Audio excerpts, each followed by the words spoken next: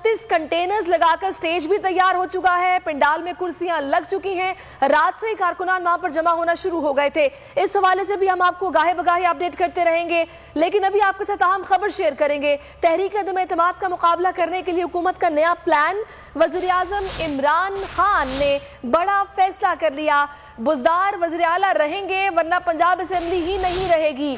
पंजाब और खैबर पख्तूनख्वा की असेंबलियां तोड़ दी जाएंगी। इमरान खान का काफ लीग को वज़ारत आला देने से इनकार। काफ लीग हो या MQM, ब्लैक मेलिंग से कोई ओहदा नहीं दूंगा, इमरान खान का मौक़िफ़ है। और कहा जा रहा है कि उस्मान बुज़दार वज़ीर आला रहेगा वरना पंजाब असेंबली ही नहीं रहेगी।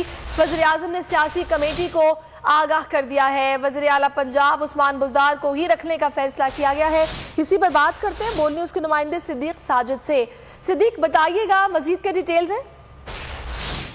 जी बिल्कुल, इमरान खान के करीबी ज़राए ने बताया कि उन्होंने एक सियासी कमेटी को आगाह कर दिया है कि वो मौजूदा सूरत हाल में किसी की भी ब्लैक मेलिंग में नहीं आएंगे।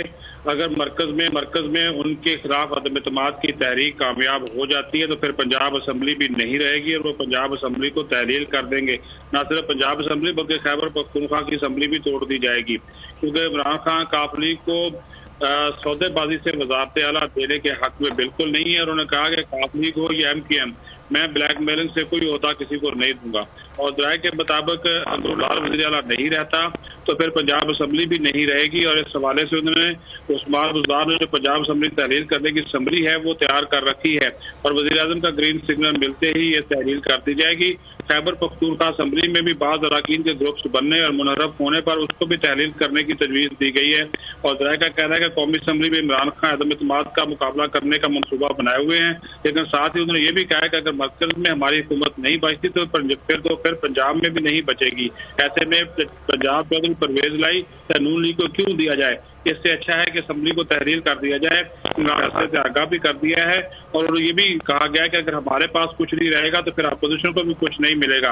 राय का कहना है कि मौजूदा तमाम तर सूरत हाल में असम्बलियों की तहलील के बाद कबल अज़ वक्त इंतखाब की तरफ भी जाया जा सकता है।